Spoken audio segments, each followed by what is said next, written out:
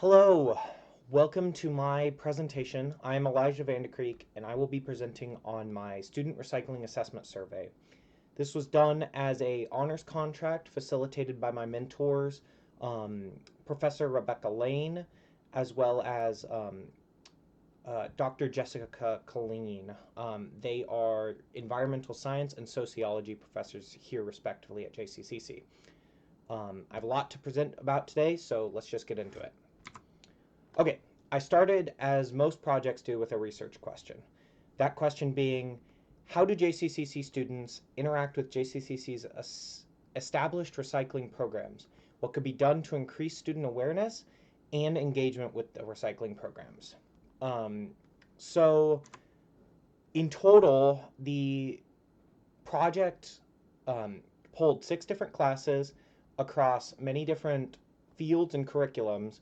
86 students were surveyed, and we ended up with a total of 1,427 data points. This feels significant, and it definitely felt significant to sort through. So let's get into a little bit of the breakdown of what this means. So the points of analysis that I wanted to ascertain for this kind of ended up falling into 4 different categories. First category, that of context. That is, how well do students view their relationship with recycling?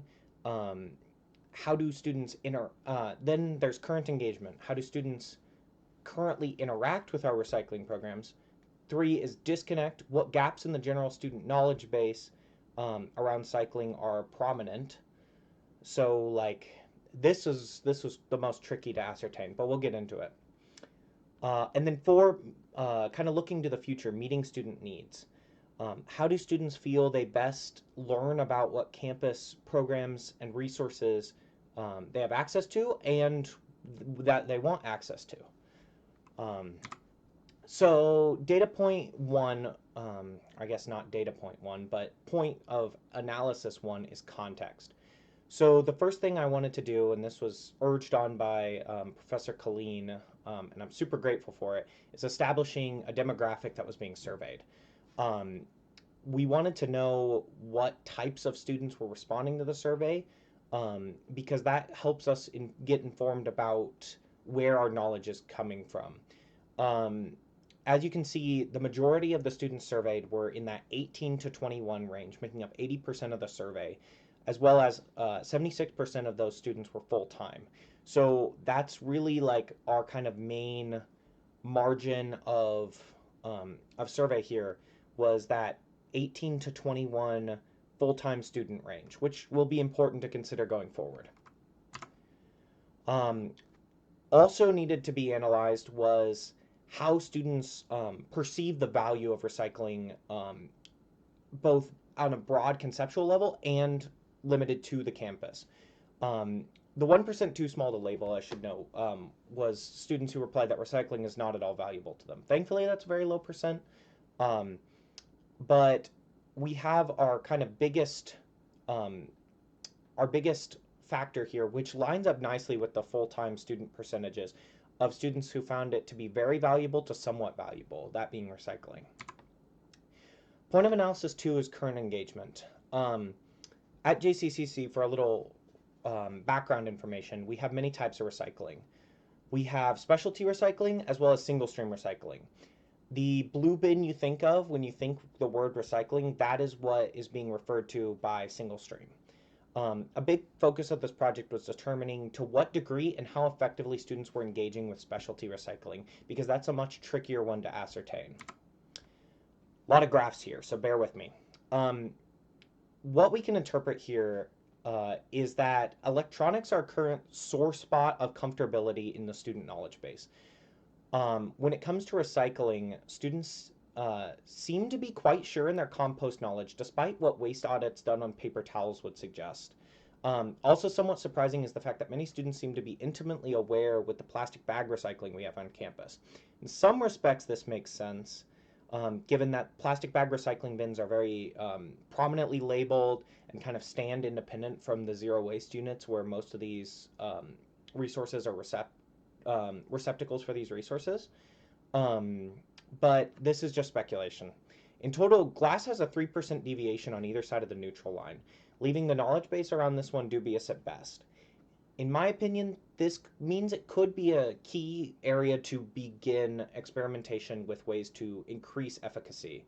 Um, Meaning that it's kind of a more manageable task than, say, taking on electronics, where not at all is skewed so much more heavily.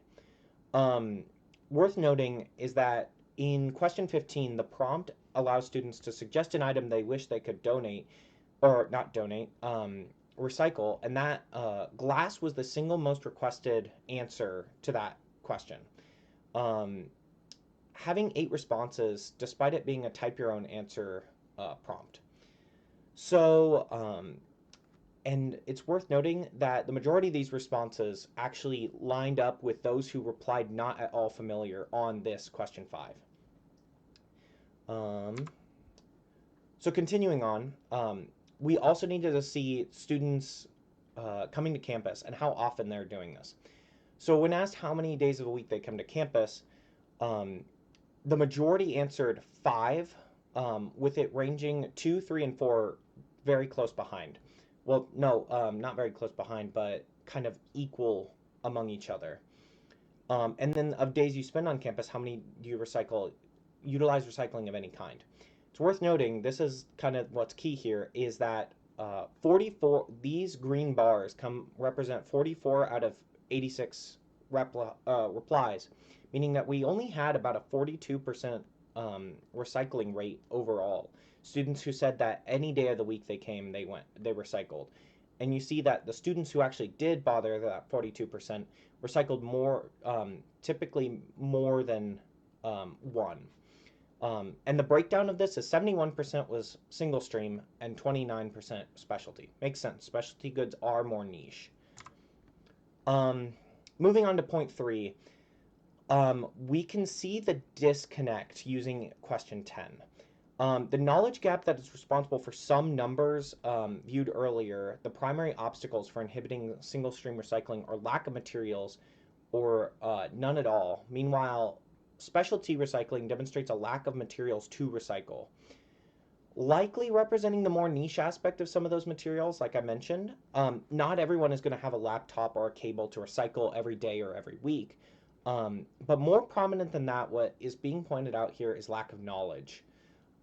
Lack of access is also slightly higher on specialty than it is on single stream, representing the scenario in which an individual has a specialty item to recycle and knows what that recycling is an option, but doesn't necessarily have the means or know where the bin is to do it. Kind of a more distinctive place right there. But that being said, our next point of analysis, number 4, kind of addresses some of these concerns. So question 12 here, and the 4 questions to end off this survey, question 12 being the first of it, inquire into methods and practices that students proclaimed were effective for either learning about recycling methods or alternative methods or options that they would be interested in pursuing. First of all, the survey inquired into an alternative, one of these such alternative options, namely that of plates and coffee cups. Coffee cups are a very unfortunate item when it comes to recycling because many people believe or have the misconception that they're recyclable, or the more niche group that knows that they aren't wish they were. Several other campuses nationwide have implemented what boils down to a rentable coffee cup program, very similar to what we have with the greenies in the cafeteria.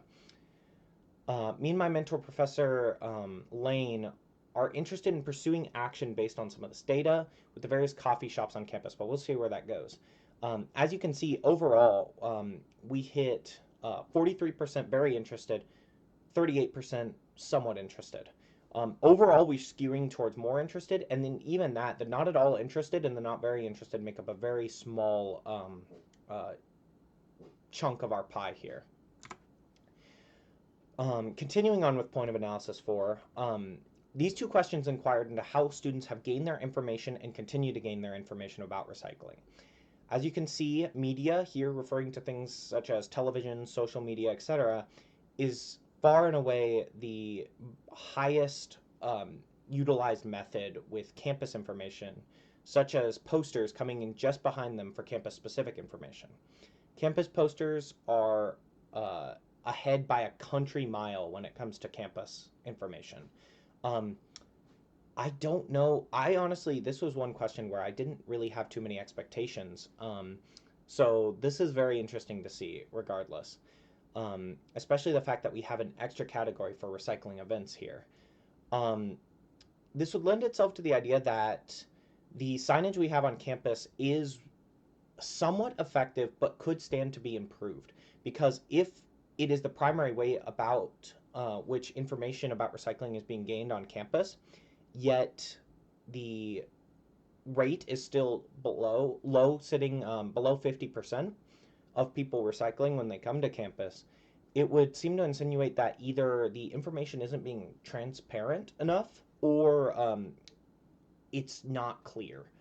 Um, Potential solutions that could be interpreted based on this is merging the two together, having some sort of campus media account for the purposes of recycling information, or perhaps updating and reviewing current signage. Question 15 was one that represents what the survey takers responded individually. It was a fill in your own answer. I decided to use a cloud. Worth noting here, over on the side, we had 10 responses of I don't know, or what paramount to I don't know, such as IDK, or not sure, and one as I want more information. Just a little thing worth noting here. Um, this is quite revealing if you look at it a little closer. We see prominent common answers like glass, paper, coffee cups, cans, and electronics, which kind of highlight that there is this, they highlight this lack of knowledge. Many of these items are already recyclable on campus, or could not be recyclable no matter what resources we made available, such as coffee cups or plastic straws. It was personally interesting to me to see that a lot of students surprisingly wanted to recycle their clothes. And someone even put donations. Um, Allowing the students to answer whatever they wanted affirmed the idea that students want to recycle, um, but that resources might not be available or convenient enough or poorly enough known about that they remain as desired items to recycle rather than practically recycled items. I think glass being the most prominent here is huge because there are two more glass recycling bins than the other specialty recycling bins on campus, those being the two purple ripple bins in the cafeteria, and yet it still remains as the most requested item to donate. So, what are some takeaways? In conclusion, I think we have a great recycling program. We offer a lot of resources that other campuses don't or don't have the means to, but we definitely have room to improve. I think a good area to focus on would be spreading awareness and increasing encouragement of glass and electronic recycling. These are the things that we have the infrastructure set up to manage. We need to find ways to encourage participation with them, though. I think an increase in media presence and signage may be able to make somewhat of an effort to increase this. I'd love to see it more profusely utilized. So, compost is also a heavily requested and a somewhat, students say they're knowledgeable about it, area, but that represents several backstage challenges on its own that would be difficult to overcome before that can be implemented, making glass and electronics a more desirable option. I'd like to see us go beyond 42% average use rate of recycling programs at some point, ideally maybe even beyond 50%. These are reasonable and reachable goals, but they're also measurable. Ideally, by doing so, we would be able to provide better service to students, reduce the amount of waste going to our landfill, increasing our waste diversion rate, something that's monitored very closely, and we have been rising in recent years, getting better and better at it. And it would also increase student engagement with campus at the same time. I love that idea of students engaging with their campus in small little ways that just kind of overall contribute to the positive experience they're having. Um, if we could serve as an example to facilitate learning and engagement with recycling, I think that is perfectly in line with our goal as a college. It would be amazing if we could serve as a reference. So whether that be increasing signage or our media presence about recycling efficacy, um, serving as a reference and an example for what students can do at home would also be ideal, because we aren't exactly trying to promote students bringing all their at-home stuff here to be recycled, more so trying to make better use of the time that they do have here and the things that they need to be recycling. Um, and I think that is conducive to our ends as a college. To encourage education and doubly so as a community college to provide tangible and achievable entry to education. Um, so, with that being said, I appreciate your time listening to my research. I would be amiss if I didn't mention all the other skills and resources I learned along the way, because this is an honors project after all.